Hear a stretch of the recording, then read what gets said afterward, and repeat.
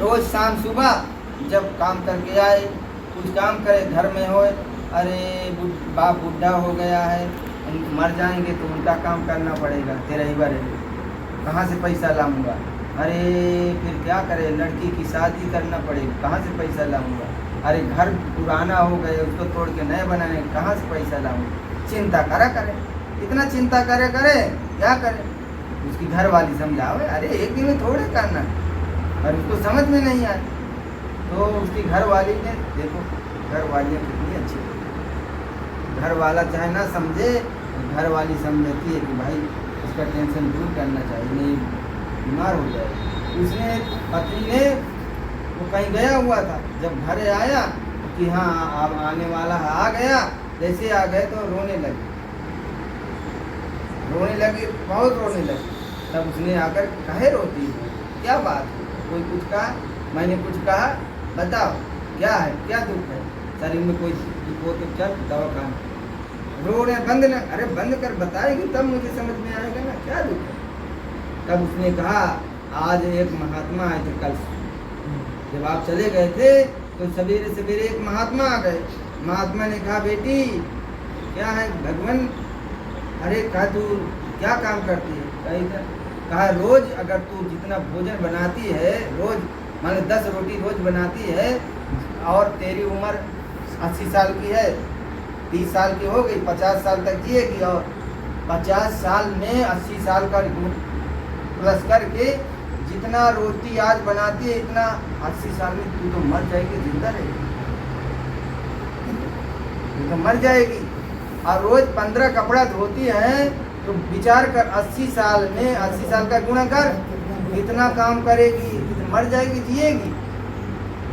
मैं तो मर जाऊंगी कि जीऊंगी, मैं ये काम मेरे से नहीं होगा। और रोज 10-20 बर्तन धोती है, सुबह 20 बर्तन, शाम के 20 बर्तन, तो तू तो 80 वर्ष में 50 वर्ष जो और बाकी उसमें मर जाएगी, घिस जाएगी। मैं रोज झाड़ू लगाती हूँ सुबह शाम 1-1 घंटा, तो 80 साल में कितना हो जाएगा, मैं जीऊंगी नहीं। इसके कारण पुरुष ने कहा, अरे गाड़ी अगली एक दिन में थोड़े करना है, ये तो 80 साल में करना है, बेवकूफ कहेगी। तब उसने कहा, मैं आपको कैसे बेवकूफ कहूँ, गाना कहूँ तो एक दिन में थोड़े, पिताजी मर जाएंगे, लड़की की शादी होगी, घर बनाना है, लड़के का ही गौना करना, ये तो समय समय से होता रहेगा। वो समझ गया और पत्नी को गले से लगाया, हाथ जोड़ा, धन्यवाद है तेरे को, मुझे ऐसी शिक्षा दे दिया। उस दिन से वो फिर टेंशन करना छोड़ दिया, आराम से रहने लगा। और ठीक है, सबका कर्म सबके साथ है, आपका कर्म आपके साथ, उनका कर्म उनके साथ, मेरा कर्म मेरे साथ, राम भाई का कर्म राम भाई के साथ, सबका अलग अलग उन्होंने जो जैसे किया है। इसलिए कहते हैं ऐसे कर्म करना चाहिए कि ईमान की दौलत से जन्नत में बना लो घर, ईमान की दौलत से। ईमान ऐसे होना चाहिए, हमारा जीवन ऐसे होना चाहिए कि सबके सामने ना ऐसे हो ना ऐसे हो, हमने सामने। मोदी जी ने कहा ना एक बार कि ना हम नज़र उठा के बात करेंगे, ना हम आँख को उठा के बात करेंगे, ना आँख को नीचा करके बात करेंगे, आँख मिला के बात करेंगे। ये आज का भारत है।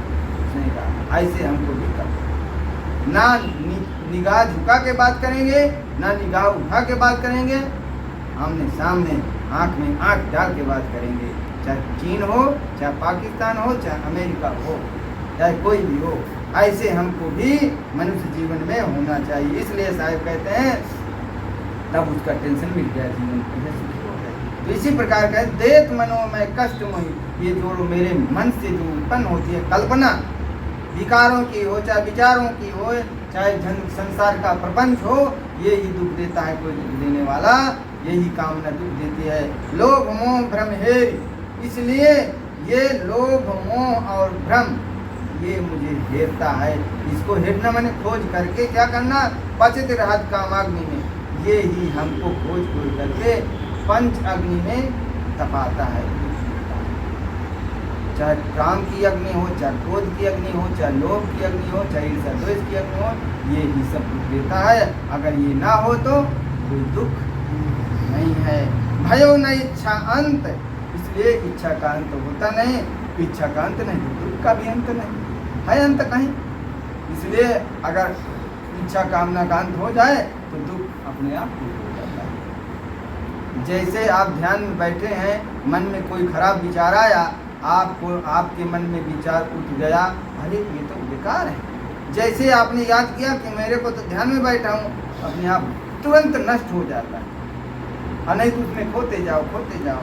इसलिए कहते हैं जब लग नहीं तब बोध लग, जब तक सत्य का बोध नहीं होता है, जड़ चेतन का बोध नहीं होता है, हानि लाभ का बोध नहीं होता है, आवागमन के चक्कर का बोध नहीं होता, तब तक क्या होता है, ये दुख का अंत होता नहीं है। टूट न आशा तंत्र, आशा की जो तार है, तंत्र माने आशा की जो तार है, जो लगाव है वो टूटती बार बार तेरी खोज में, उसी की खोज में, संसार के विषय वासनाओं की खोज में जीव दौड़ता रहता है और सदा दुखी पड़ा रहता है। इसलिए साहिब आगे कहते हैं, करण चाहूं ते पूर, जहाँ जाऊं तहाँ विघ्न लही, तब हूँ न लखो अपूर, दुर्मत अति घेरी कठिन।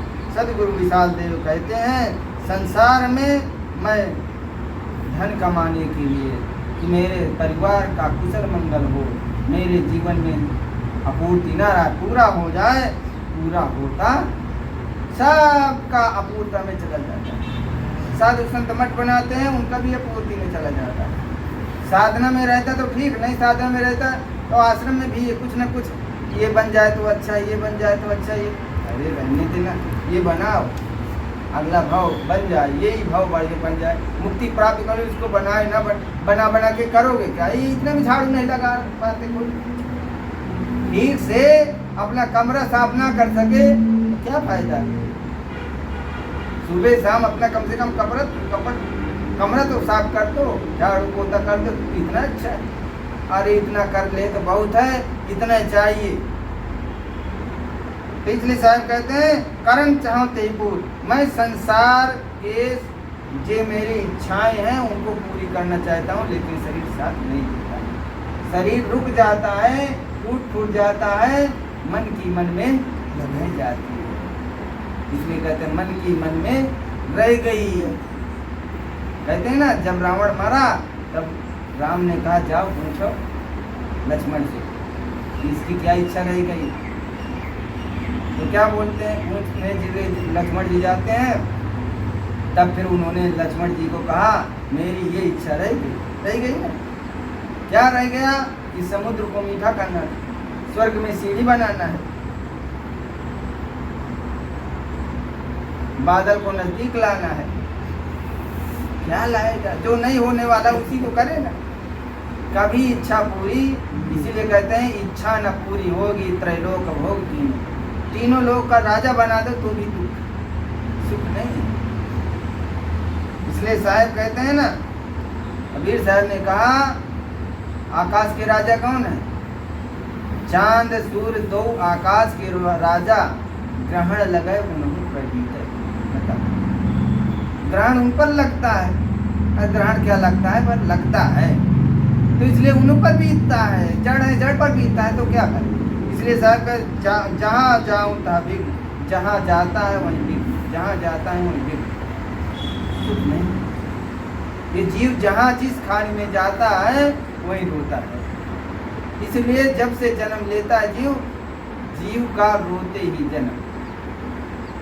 पढ़ने गया फिर रोता है, और आगे गया, अब पढ़ने में मन नहीं लगता तो रोता, मन लगा, कॉपी किताब मिलती है तो ठीक, नहीं मिलता तो रोता है, पढ़ने में कमजोर है तो रोता है, पढ़ाई लिखाई में अच्छा है, अच्छी पढ़ाई में अच्छा हुआ, फिर नौकरी नहीं मिली तो रोता है, नौकरी मिल गई, अच्छी नौकरी नहीं मिली तो रोता है, नौकरी अच्छी मिली अब लगन नहीं होता तो रोता है, लगन हो गई तालमेल नहीं बैठता तो रोता है, तालमेल भी बैठता है, तालमेल बैठता है और मर गई घर वाली या घर वाले तो रोते हैं। लड़के बच्चे नहीं होते तो रोते हैं, लड़के बच्चे होते मर जाते तो रोते हैं, नहीं मरते हैं, बड़े हो गए और फिर नमक हरामी निकल गए, दारू का जड़िया बगड़िया तो रोता है, आखिर में बुढ़ापा आते आते रोते रोते, जन्म रोते से हुआ, इसलिए संतों ने कहा कि जन्म दुखम, जन्म दुख है, बालपन दुख है, जवानी दुख है, बुढ़ापा दुख है, संयोग दुख है, वियोग दुख है, रोग दुख है, आदि दुख है, व्याधि दुख है, दैविक दुख है, सब दुख दुख दुख दुख। सुख कब मिला? बस सोचते हैं आज नहीं कल, आज नहीं कल मिलेगा, मिलता उल्टा। ऐसे करते करते शरीर उल्टा हो जाता है, शमशान की तैयारी कर देता है, कुछ होता है। इसलिए कहते हैं जहाँ जाऊँ, जिस खाने में जाता है वही दुख मिलता है। तब उन्होंने लखो अपू, तब भी उसके समझ में नहीं आता कि ये संसार की भोग वस्तुओं में, प्राणी पदार्थ वस्तुओं में जीव की तृप्ति नहीं होती। जीव की तृप्ति कब होती है? जब उसको सत्य का बोध हो जाता है, अपने आप में संतोष हो जाता है। जब लग दिल पर दिल नहीं, तब लग सब सुख। जब तक आप अपने में शांत नहीं हो जाते हैं, जब आप थक जाते हैं, गहरी नींद में चले जाते हैं, वही दुख नहीं रहता। अच्छा, जैसे नींद खुली, ये नहीं है तो वो नहीं है, तो ये नहीं है तो ये नहीं है, ये है तो वो है, कितना दुख है, बड़ा दुख। क्या कहते हैं साहब, क्या बताएं, बड़ा दुख, बड़ा दुख। इसलिए दुर्मत अति ढेरी कठिन, दुर्मति खराब बुद्धि उसके मस्तिष्क में घूमती रहती गोल गोल। यमराज, इसको कहते हैं यमराज, यमराज घूमता रहता है। मौत की घड़ी में ना अक्ल काम देगी, मोहन तेरी हुनर पर पानी है, गोल गोल घूमती रहती, उसका मगज घूमता रहता है उन विचारों में। इसलिए विचार नहीं करना चाहिए। बैठ करके जैसे विचार आए ना, बैठ जाओ, बैठ कर लंबी लंबी सांस, ऊंडी सांस लो। जितनी लंबी ज़्यादा तैरते सांस लोगे उतना अच्छा रहेगा। अपने को जानो, अपने को समझो कि मैं शुद्ध चैतन्य ज्ञान स्वरूप आत्मा हूँ, मेरे ऊपर कोई, मैं सर्वों को जाने तो सर्वों से नहीं। ये विचार मेरे नहीं है, विचार बेकार हैं, मुझे नहीं चाहिए। मुझे शांति चाहिए, आत्म शांति चाहिए, विचारों से विमुक्ति चाहिए, विकारों से विमुक्ति चाहिए। जब ऐसे दृढ़ कर लोगे तो धीरे धीरे अपने आप विकार दूर होते चले जाएंगे।